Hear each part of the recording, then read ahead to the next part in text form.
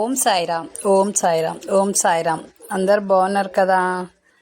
ఈరోజు గురు పౌర్ణమి శుభాకాంక్షలు అందరికీ. మన సాయి భక్తులందరికీ అంతా మంచి జరగాలి. వాళ్ళు కోరుకున్న జాబ్స్ అయినా, వాళ్ళు కోరుకున్న చదువైనా, వాళ్ళు కోరుకున్న మ్యారేజెస్ అయినా అందరికీ జరగాలని కోరుకుంటున్నాం. మీకు మాకు అందరికీ అన్ని శుభాలు ఆ సాయి మనకి ఇవ్వాలని కోరుకుంటున్నాను.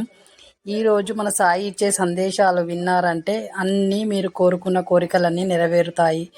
ఈ సాయి సందేశాలను మనం వినడం వల్ల అన్ని శుభాలే కలుగుతాయి. ఎందుకంటే సాయి ఇచ్చే సందేశం అలా ఉంటుంది. ఒకసారి విన్నామంటే మన మనసు కుదుట పడుతుంది, మనకు అన్నీ మంచే జరుగుతాయి.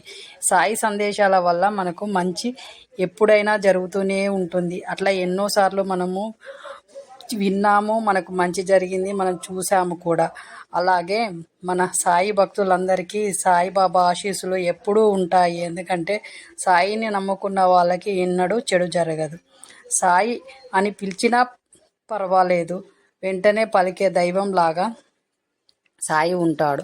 మనకు వచ్చే కష్టాలను రాకుండా తన కష్టంగా భావించి మీద వేసుకునే మన సాయి ఉండగా మనకి ఏ బాధలు ఉన్నాయి. అందరి కోరికలు నెరవేర్చడానికి సాయి వస్తున్నాడు. ఈ సాయి సందేశాలు వినడం వల్ల మీకు అంతా మంచి జరుగుతుంది. మీకు మాకు అందరికీ మంచి జరగాలని కోరుకుంటున్నాను. ఈ ఛానల్ చూస్తున్న వాళ్ళు షేర్ చేయండి, సబ్స్క్రైబ్ చేయండి, లైక్ చేయండి.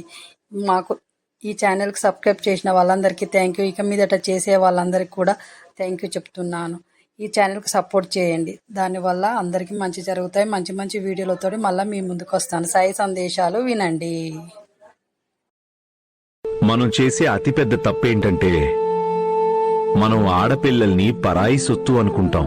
వారికి పెళ్లి కూడా ఎలా చేస్తామంటే ఏదో బరువు దింపుకుంటున్నట్టుగా. కానీ వివాహం తరువాత ఆడపిల్లకి పుట్టింటితో సంబంధం తెగిపోదు. కన్యను ఇచ్చేవాడు అందరికంటే పెద్ద దాత అవుతాడు. ఇక పెళ్లి తర్వాత కూడా కూతురుని సంరక్షించడం అనేది తండ్రి హక్కు, ఇంకా కర్తవ్యం కూడా. కలపటం దూరం చేయటం అన్నది భగవంతుని చేతిలోనే ఉంటుంది గజానన్ గారు. జీవితంలో మనం ఎవరిని కలిసినా లేక విడిపోయినా దాని వెనుక చాలా పెద్ద పరమార్థం ఉంటుంది. బహుశా ఆ సమయంలో మనకి అర్థం కాకపోవచ్చు, కానీ సరైన సమయం వచ్చిన తర్వాత అంతా స్పష్టంగా అర్థమవుతుంది. ఎప్పుడైతే మనిషి వాళ్ల సొంత దుఃఖంలో మునిగిపోతారో అప్పుడు వారి మీద మాటల ప్రభావం పనిచేయదు.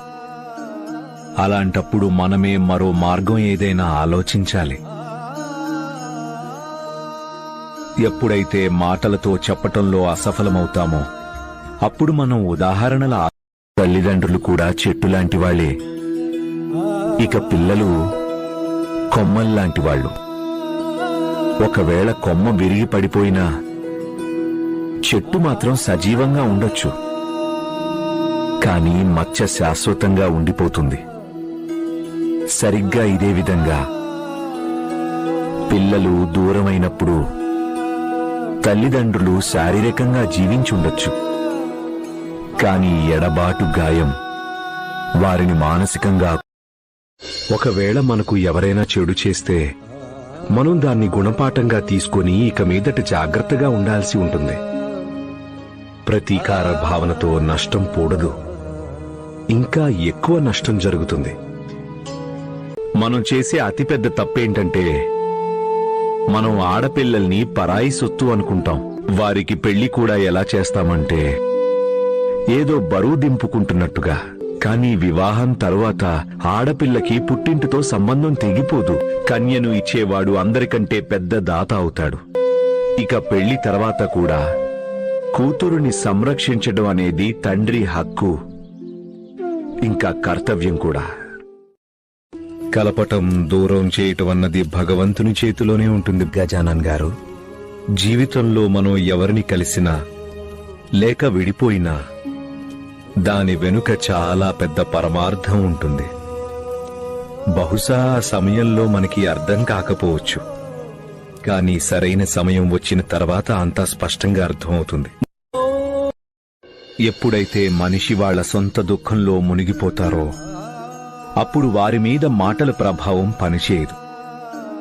అలాంటప్పుడు మనమే మరో మార్గం ఏదైనా ఆలోచించాలి.